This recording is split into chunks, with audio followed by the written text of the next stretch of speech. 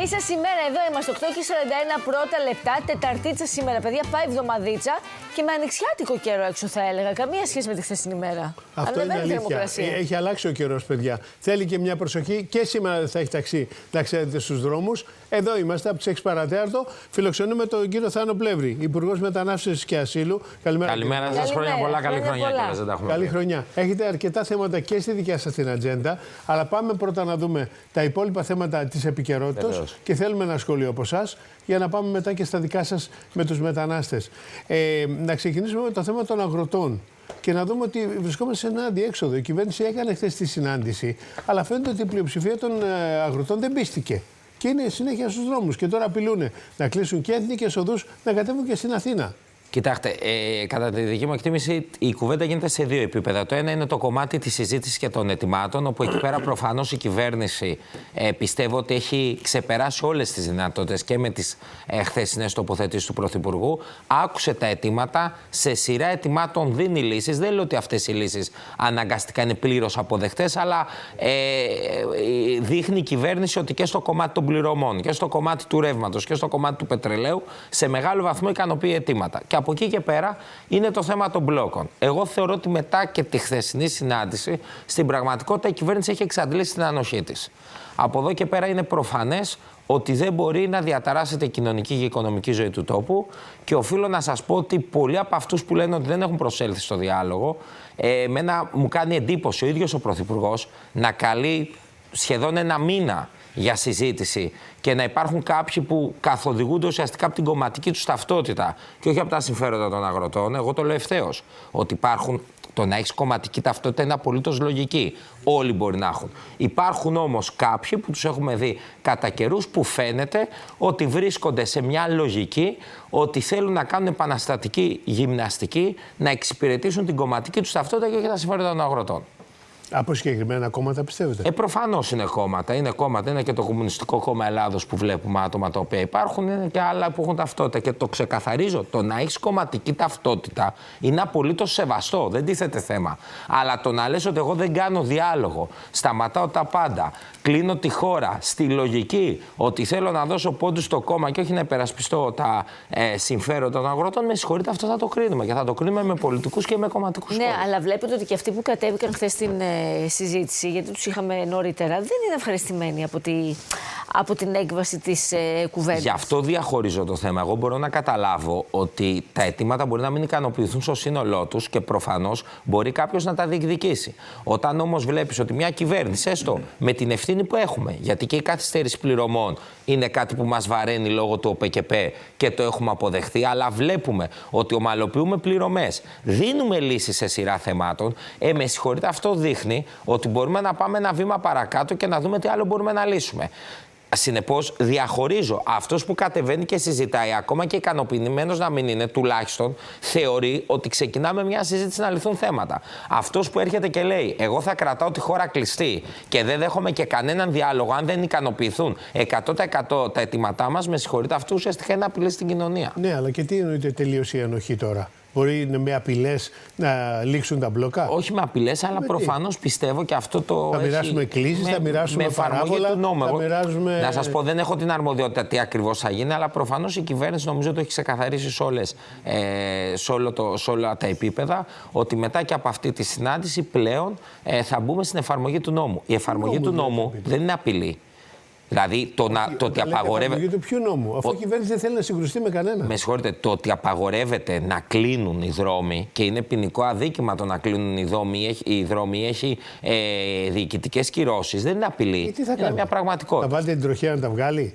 Εντάξει, αυτά είναι λόγια να λέμε, κύριε Πλεύρη.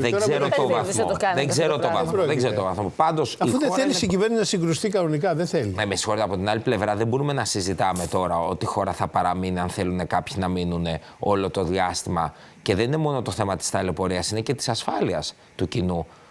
Έτσι όπως είναι τα πράγματα, οι αγρότες που είναι στη Θήβα, στο Κάστρο, στη Νίκαια, στα Μάλγαρα και στον Ε65, όσο θέλουν θα μείνουν. Όχι. Όσο θέλουν θα μείνουν. Εγώ νομίζω και θα το δούμε από εδώ και πέρα ότι η κυβέρνηση ξεκαθάρισε ότι πλέον δεν υπάρχει πλαίσιο ανοχή σε παράνομες πράξεις. Οπότε θα το δούμε. Μάλιστα, λοιπόν, τώρα να πάμε και στο θέμα της κυρίας Καριστιανού. Θέλουμε και το σχόλιά σας για το κόμμα, πώς τη βλέπετε την κίνηση. Ξέρετε, γιατί η κυρία Καριστιανού προφανώς έχει κάθε δικαίωμα, όπως κάθε πολίτης, να συμμετέχει στην πολιτική ζωή της χώρας. Από εκεί πέρα θα κρίνεται με πολιτικό πρόσωπο όταν υπάρξει συγκεκριμένη πολιτική πλατφόρμα. Πλέον δηλαδή στο πολιτικό στερέωμα δεν θα κρίνεται απλώς ως θύμα ή μητέρα θύματος με όλα τα δίκαια που έχει να διεκδικήσει το δίκαιο, όπως και η ίδια μπορεί να το εννοεί, αλλά πλέον η πολιτική κίνηση σημαίνει ότι θα έχει μια ολόκληρη πλατφόρμα να κριθεί. Αυτό που θέλω να επισημάνω σε πρώτη φάση είναι ότι βλέπω ότι πολλοί οι οποίοι είχαν ποντάρει στην κυρία Καριστιανού υπό την έννοια κόμματα τα οποία εργαλειοποιούσαν την τραγωδία των Ντεμπών και κυνηγούσαν μία παρουσία της κυρίας Καριστιανού, είναι οι πρώτοι ουσιαστικά οι οποίοι παίρνουν τις μεγάλες αποστάσεις. Εμείς την κυρία Καριστιανού θα την κρίνουμε ως πολιτικό φορέα όταν ανακοινωθεί και όταν έχει συγκεκριμένη πολιτική πλατφόρμα πάνω στην οποία μπορούμε να μιλήσουμε. Τι εννοείται κάποιοι οι οποίοι είχαν ποντάρει? Δηλαδή βλέπετε, είχαν ποντάρει. Εγώ βλέπω ας πούμε τις αποστάσεις που σιγά σιγά παίρνει και η Πλεύση Ελευθερίας και η Ελληνική Λύση, κόμματα δηλαδή τα οποία σε μεγάλο βαθμό στηρίχθηκαν πάνω στην τραγωδία, όχι για την ανέβρεση της αλήθειας ή για την πολιτική κριτική απέναντι σε εμάς την κυβέρνηση, αλλά παράλληλα για να υπάρχει κομματικό όφελος. Ουσιαστικά πολιτικά κόμματα που παρακαλούσαν για μια παρουσία της κυρίας Καριστιανού είναι αυτά τα οποία σε πρώτη φάση φαίνονται πιο... να μην το πω ενοχλημένα, αλλά τέλος πάντων να βιάζονται να τοποθετηθούν για αυτό το οποίο επιθυμεί να κάνει η κυρία Καριστιανού. Η κυρία Καριστιανού θα κριθεί με όρους πολιτικούς, όπως αντιστοίχως βλέπετε και στον φορέα. Και κριτική που δέχεται δηλαδή και από τους συγγενείς και από διάφορα δικά σας στελέχη ότι εκμεταλλεύτηκε την κατάσταση για να βγει μπροστά.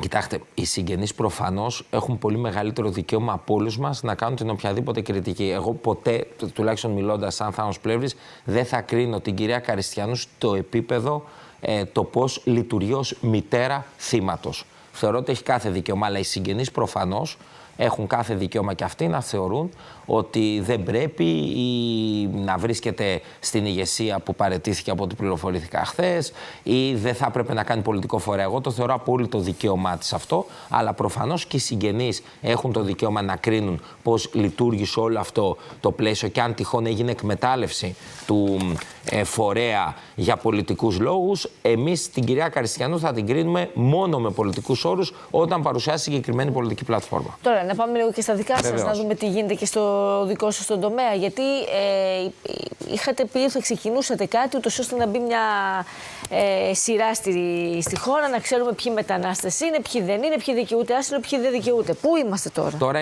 είναι στη διαβούλευση στο νομοσχέδιο για την νόμιμη μετανάστευση πια. Το νομοσχέδιο της παράνομης μετανάστευσης ψηφίσαμε το καλοκαίρι και έχουμε τα πρώτα αποτελέσματα των απελάσεων. Στη νόμιμη μετανάστευση κινούμαστε σε 3 πυλώνες που έχουν ενδιαφέρον. Ο πρώτος πυλώνας είναι άτομα τα οποία βρίσκονται αυτή τη στιγμή που μιλάμε νόμιμα στη χώρα. Είναι 793.000 νόμιμοι μετανάστες. 1 εκατομμύριο. 793.000 είναι νόμιμοι μετανάστες. Είναι σε δομές αυτοί οι άνθρωποι? Όχι, αυτοί είναι νόμιμοι μετανάστες. Εργάζονται. Είναι εργαζόμενοι, δεν έχουν σχέση με το άσυλο. Να βοηθήσουμε αυτούς τους ανθρώπους, γιατί 293.000 από αυτούς βρίσκονται σε μια γκρίζα ζώνη ότι δεν έχουν ανανεωθεί τα χαρτιά τους, καθυστερούν. Η καθυστέρηση δυστυχώς φτάνει μέχρι τα 2 χρόνια. Και ίσως να έρχονται και σε εσάς αιτήματα που λένε εργαζόμενοι μετανάστες. Εκεί λοιπόν πάμε να απλοποιήσουμε μια διαδικασία. Όποιος είναι νόμιμα στη χώρα, πολύ γρήγορα να παίρνει τις ανανεώσεις του και τα χαρτιά του.